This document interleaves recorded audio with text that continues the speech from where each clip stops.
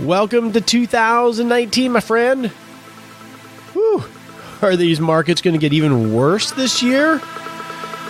What about that recession that we're hearing rumors about? Is that in store for us this year?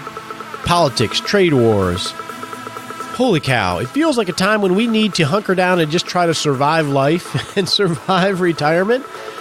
I think it's a year where we need to figure out how to take intentional action so we can rock retirement. That's what this show is about. Welcome to the Retirement Answer Man Show. My name is Roger Whitney. And in 2019, I invite you to join me to figure out what intentional actions we can take to make the most of the only life that we have. That's what I'm doing. So this year, we are going to have monthly themes on the show, each one focused on helping you figure out what actions you can take to create a great life and create a great retirement. And starting in January, we're going to start at the beginning on counting the cost.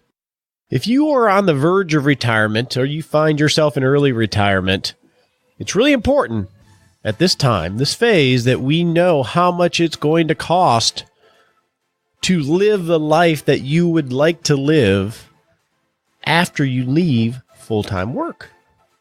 We got to know that number because your most valuable asset is starting to diminish.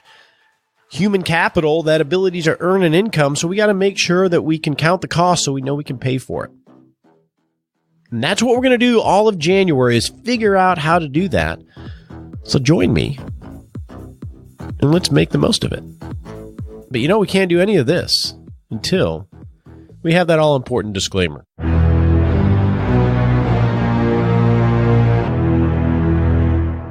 Well, in 2019, it's more important than ever that you don't take advice from people that don't know you at all, don't know anything about you. Good to listen to shows like this, read articles, but they're all helpful hints in education, and that's definitely what this show is. If you are looking for advice and you want an advisor to walk this journey into retirement with you, you can go to rogerwhitney.com. We can schedule a time to talk, and if we're a fit, we can work together, and I can give you advice. But until then, make sure you realize this is helpful hints in education, and you better talk to your financial advisor, your legal advisor, your tax advisor before you make any decisions, because that's just common sense. Now, when we talk about counting the cost for retirement, we're going to have to deal with something that happens a lot, and that is the not so thrifty 50s. And that's what we're going to talk about in the Hot Topic segment.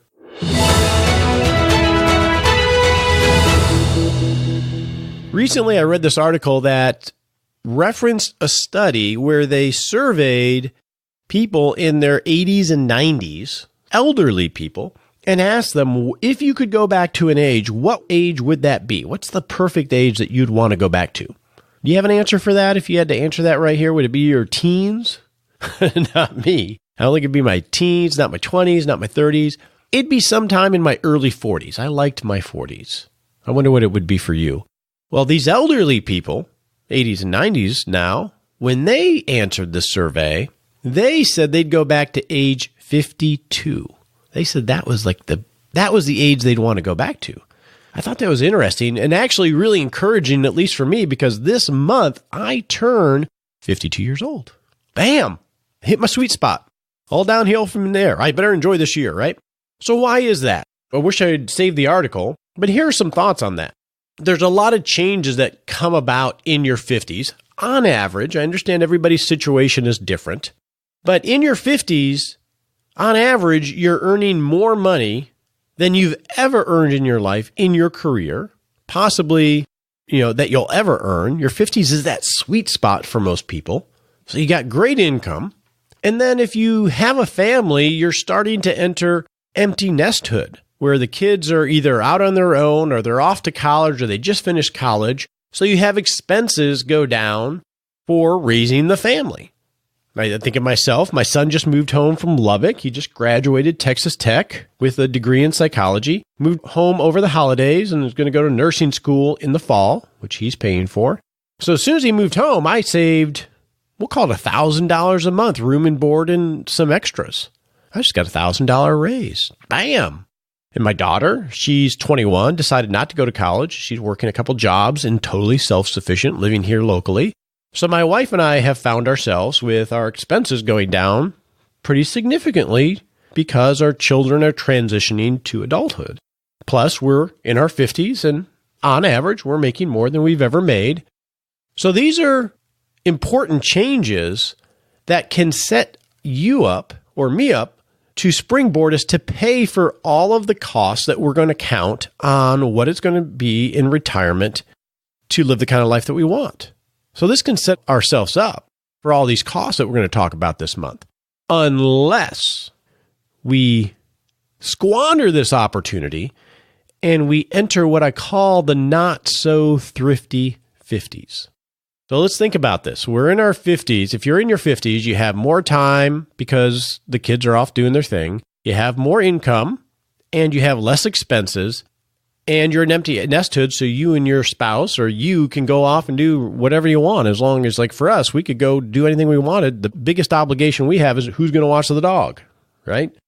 And that's awesome. That can set yourself up to supercharge your savings and investing and set yourself up for paying for the cost of retirement. But what I see happen a lot of time is the opposite, is that we get lazy because cash flow is flowing so well that we're not as good as stewards as we could be.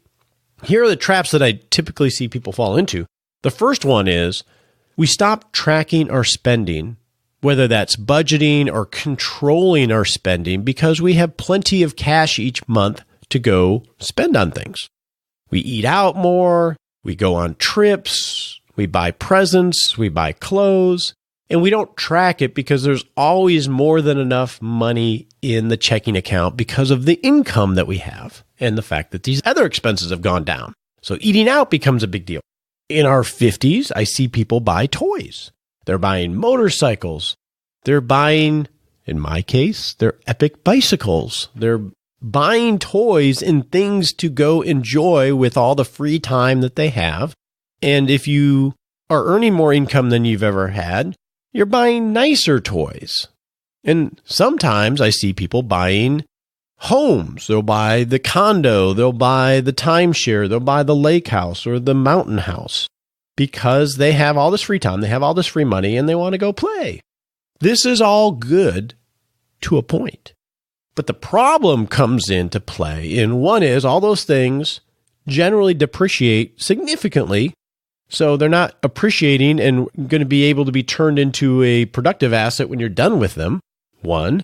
And two is the more things you have, the more places you have, the more money it costs just to maintain everything. And what you can end up doing is creating what I call this financial cage for yourself. So one of my first episodes was, 10 reasons not to buy an RV. And I shared, my journey in buying an RV, which we bought it with my brother-in-law and sister-in-law when our kids were young. Well, we still got that thing. Nobody's used it in 5 years, and my brother-in-law was paying the storage for it because we had a deal worked out. And starting January 1st this year, I took over paying storage for it, which I haven't had to do in years. Well, the storage for this RV, which nobody uses, is $75 a month. That's $900 a year. That's $9,000 over 10 years with no growth. That is an example of slippage. And as a line item on a budget, I've gone through so many line item budgets with clients. Things like this $75 a month for storage for an RV that's never used. It's a nuisance. You wish you didn't have it, but you're too busy to go take care of it. It seems like, it's $75 a month. That's nothing. That's a rounding error. But you know what? And when I've gone through these budgets with clients and we both look at these things, each one seems very inconsequential until you look at the total sum of all of these very small things and you go, holy cow, is that what the total is? That's the kind of cage we can create for ourselves where we have all these payments on things and habits and stuff, and they all seem reasonable as a one-off, but they can suck the resources from your 50s and just get flitted away. So obviously this is something I have to deal with. I have to finally, I commit to you on the Retirement Answer Show, episode 254, that this RV, this camper trailer, will be gone here first quarter of this year. Doesn't make any sense. But these are the types of things that can happen in our 50s because we have such a wind at our back in terms of cash flow. It's easy to get lazy. And then we have a cage of payments or a cage of stuff that we have to have a bigger house to put or to have storage to put, and so on and so on and so on. This is the big risk in the 50s, is the not so nifty thrifties. So I wanted to use that as a setup to figure out, okay, what are some tips to start to dial in and count the cost of what it's going to be to fund the kind of life you want in retirement. So let's go do that in the practical planning segment.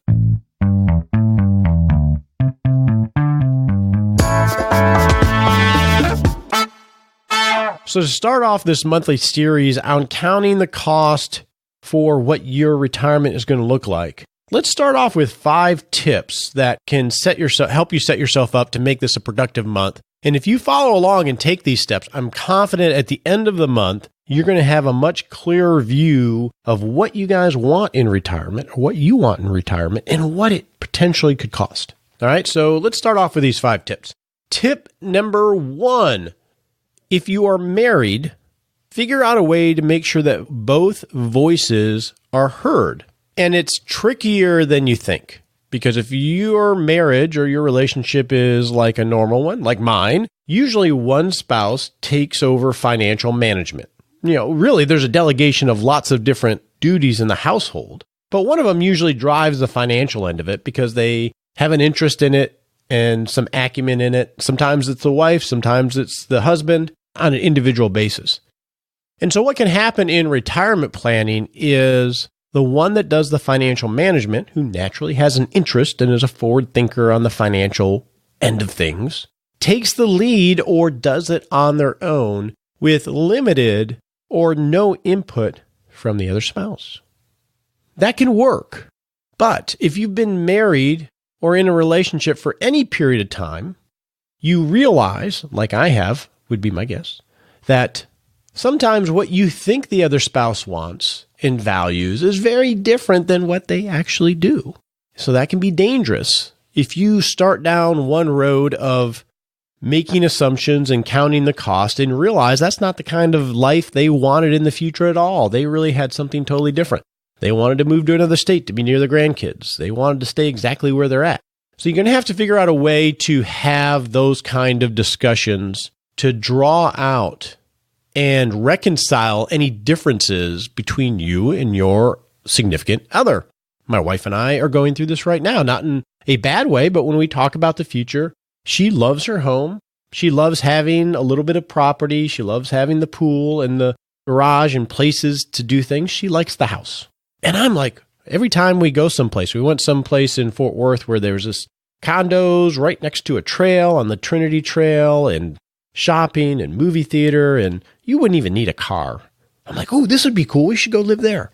Then we go to another city. I'm like, oh yeah, this would be awesome. I'm totally open and interested in doing those type of things. She's not in a permanent way.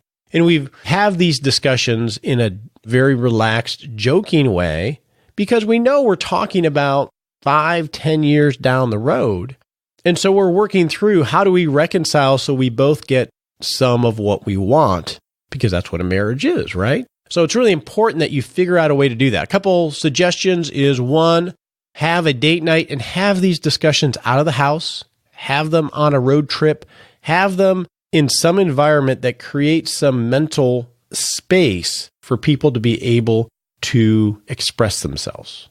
So that's tip number 1. Make sure both voices are heard and really heard. Tip number 2, we're going to talk about needs, wants, and wishes as we define things and as we count these costs. Tip number 2 is don't confuse wants with needs. So next week, we're going to dive into counting the cost of the basic needs to live, we'll call it a baseline life in retirement. It's very common to see people count things that are just total wants, discretionary things, as a need, as a must-have essential. And that's where we can build a trap. Because if we put those real discretionary wants, that sauce of life, in the needs category, and then we count the cost and we start planning to how we're going to pay for that, it can lead us down some very bad roads. So we want to make sure we follow what we're going to do over the next couple of weeks of what are our needs, what are our wants, and what are our wishes. And I'm going to guide you through that, but don't confuse those two. Tip number 3 is a good place to start in this process of figuring out what it costs to live the life of you is if you've fallen out of doing budgeting, the month-by-month budgeting, I want you to look backward, then look forward. So what I mean by that is if you don't know and you don't dial this in every single month, I'm not telling you got to go build this huge muscle that you really haven't used in a while, but what you can do is you can do a 3-month study. Just to get an idea of what it costs to live right now is look at the last 3 months of spending and just analyze that and get a read on what the categories are, what the total is. And that will give you a good baseline to start to work that muscle a little bit of understanding how you spend, because some of us can really fall off the bandwagon on this. Another way you can do it is and this is the perfect time of year to do it, do a 1-year budget. Do a 1-year budget, look at those 3 months spending and say, okay, this is what our mortgage payment is. This is what insurance, and get those fixed payments down and understand what they are. And once you do the 3-month study or you do the ideal 1-year budget where you understand, what should be in a perfect world, now start to identify what are fixed expenses, things that I gotta pay every single month.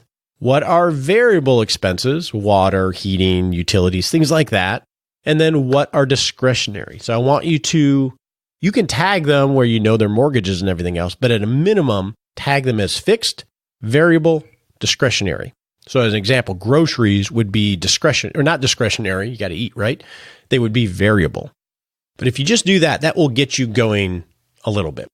And then now if you're fairly close to retirement, let's say you're retiring this year, bravo, or next year, you definitely want to do some planning where you have spreadsheets going out until you're 92. But really where the meat of the decision making is and where you have the most power is in the first 3 years of retirement. Think of a football coach. I forget what football coach it was that started this, but some coaches will come in and they know what the first 20 plays are going to be, right? They'll have mapped out on offense what they're going to do for the first 20 plays or whatever the number is.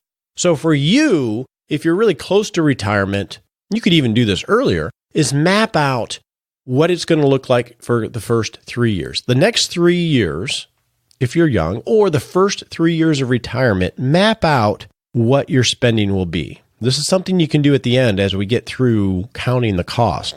Now, it's not going to work out that way, but having that roadmap of, okay, these are the discretionary things we're going to do this year and this year and this year, those first 3 years, having that mapped out will really make you be much more focused and in control than you would be otherwise. So those are just some basic tips to help you throughout this month. Now, what are we going to do for the rest of the month? Okay, next week, we're going to dial into those needs. What is the base life plus healthcare that you're going to need to cover just to live your life? Mortgages or insurance, healthcare, because we got to factor that in. And like I did in the book, Rock Retirement, think of it like the noodles of the pasta of a spaghetti dish. This is the base. It's not spaghetti without the spaghetti noodles. That's what this needs category is. This is the base life. That's what we're going to cover next week. The week after that, we're going to cover the wants of life, these more discretionary things. Stick with that spaghetti analogy. This is like having sauce on your noodles, right? That's what gives it a lot of the flavor. Eating noodles, although you may survive, isn't going to be that fun. The sauce is what's going to get you excited about your life a little bit. So we're going to count the wants of life in the week after next. And then the week after that, we're going to go get out the spice rack for this plate of spaghetti and talk about aspirational wishes of, hey, if I could have all of this, what are those really cool things I would love to try to reach for? So that's the roadmap for the next 3 to 4 weeks. I think this is a great setup for 2019 because we're going to figure out how to take intentional action to make it so regardless of the markets or the economy or anything else going on. It's all about what you can do next. You ready to go on this roadmap with me? It's going to be fun.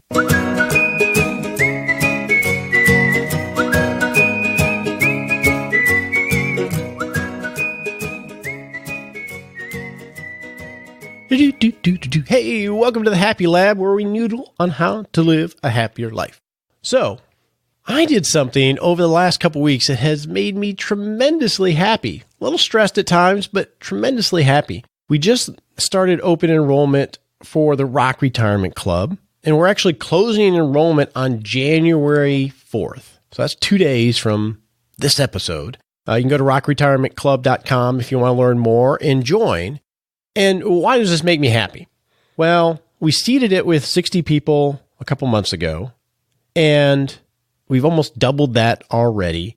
And I am so excited. And it makes me happy because these are just super intelligent, intentional, nice people. And the conversations that are going on in the clubhouse is just awesome to be part of. And it's a beautiful virtuous circle. I love virtuous circles. So a virtuous circle is you have something that supports something else. It's like a wheel that just gets moving. And as it gains momentum, you really supercharge your growth in a certain area. And I think the Rock Retirement Club, God willing, it's going to do that for the members. I believe it is. And I know it's doing it for me. And I just love surrounding myself with really cool people. So the motto that we adopted for the Rock Retirement Club is walk with the wise and become wise. And so this just makes me thrilled because I think we're doing that. So it makes me happy. So for you in 2019, one thing I think will help make you happy is if you surround yourself with the kind of people that can create this virtuous circle to work towards what you want to get to. I think you're really supercharge what you're looking to get out of 2019. So go do that. On your marks, get set.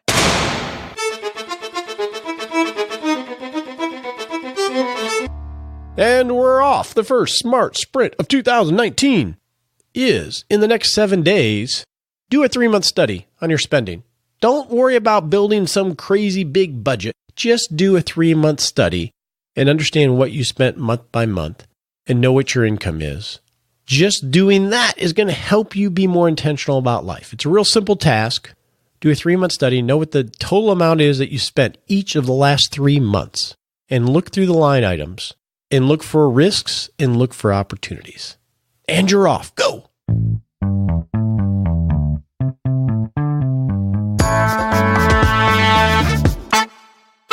I've been getting a few emails over the last month about my book, Rock Retirement, so I want to make sure you understand that the offer still stands, that if you purchase the Kindle version, any version of the book, and you leave an honest review, whether it's on Amazon or wherever it is that you purchased it, and you email me, I will send you an autographed book. I'll throw in some stickers in there and some other things to you for free, including shipping. So all you got to do is read the book, leave an honest review, email it to me, let me know that you did that, and I will send you out a book. Got plenty of them, and I think it will help set you up. It's not just Rock Retirement, but Rock 2019. I'm looking forward to this year with you. I hope you have a great day. We appreciate you joining us today for this episode of Retirement Answer Man. Be sure to visit rogerwhitney.com/answers to access the Retirement Answer Library with over 30 checklists to help you make the most of the only life you have. Remember, you have more power than you realize to create an amazing life starting today with Retirement Answer Man. The opinions voiced in this material are for general information only and are not intended to provide specific advice or recommendations for any individual. All performance referenced is historical and no guarantee of future results. All indices are unmanaged and may not be invested into directly. Have a wonderful day.